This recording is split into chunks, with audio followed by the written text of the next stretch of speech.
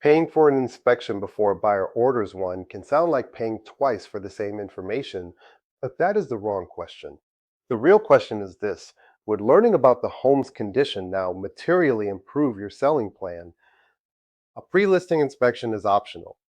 It can examine major components such as the roof, structure, plumbing, electrical system, heating and air conditioning, and interior conditions.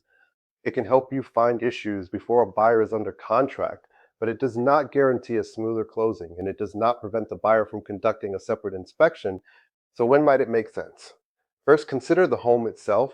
An older property, incomplete maintenance records, a vacant home, or systems near the end of their expected life can create more uncertainty. If you have a tight moving timeline, learning early may give you more control than learning during due diligence. Second, ask whether the information would change your strategy. If the report finds a problem, you generally have three broad paths. You might repair it, you might price and position the home with its condition in mind, or you might prepare for a credit or concession discussion. Finding a problem does not mean you automatically fix everything. Third, consider whether you have the budget and time to respond. An inspection is not especially useful if you cannot act on the information and the result would not change your price, preparation, or contract strategy. It also may be a weaker fit for a newer or well documented home, or a seller with very limited repair flexibility, or maybe a situation where the likely buyer and contract terms make early information less valuable. There is one important guardrail: inspection findings can affect disclosures and negotiations.